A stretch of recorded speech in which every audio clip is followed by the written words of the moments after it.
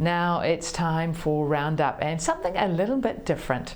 A group of women in Hawke's Bay have, since March, been giving up their day jobs and weekends, swapping their stilettos for shearing blades, and they've been learning to shear sheep. It's all to raise money and awareness for Farmstrong. Kate Boyden and her shearing tutor, Colin Watson-Paul, join me for a bit of a chat.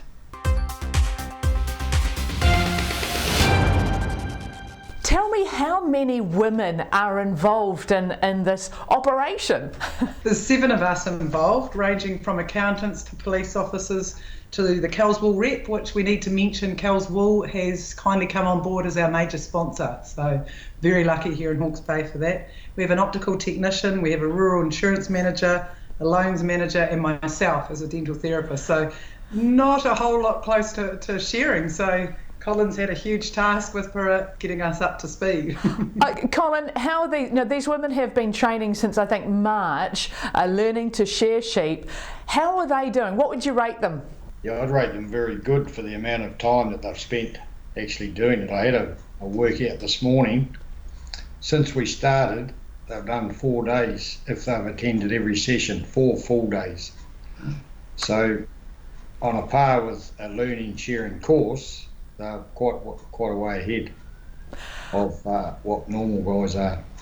Okay, well, I've got to ask you, what is the difference between women shearers and men shearers? Women shearers are probably more gentle. So the sheep would be very happy with them? Generally.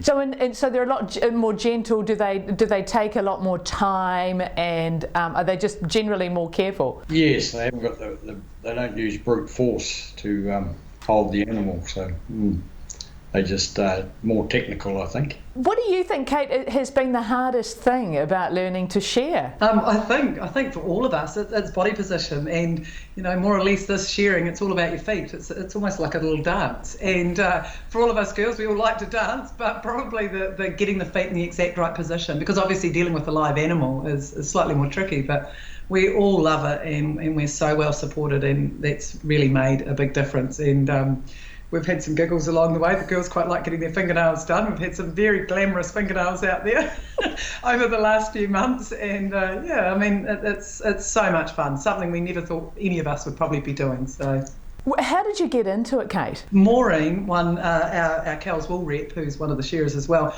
brought her son to a dental appointment with me, and I was actually extracting some teeth from her son, and she said, "Kate, if you can pull teeth, you can shear sheep." And here I am. There must be some parallel. So you're doing this to raise money and raise awareness for Farmstrong.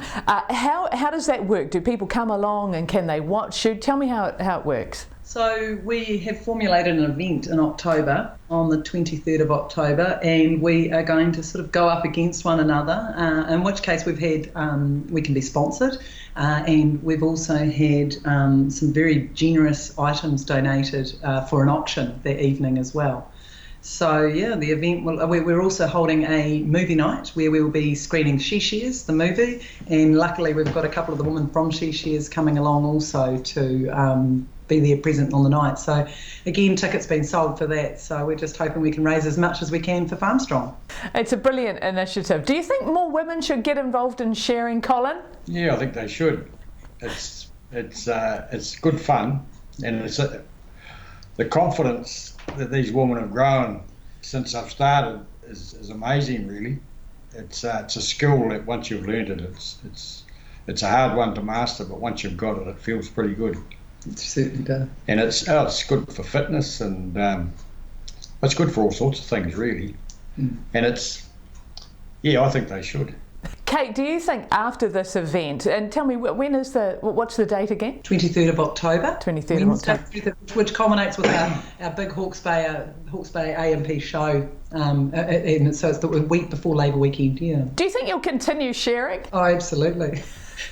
We've had a wee joke, it's called sheep shit on the brain, and I think it's got into all of the brains of all of these women.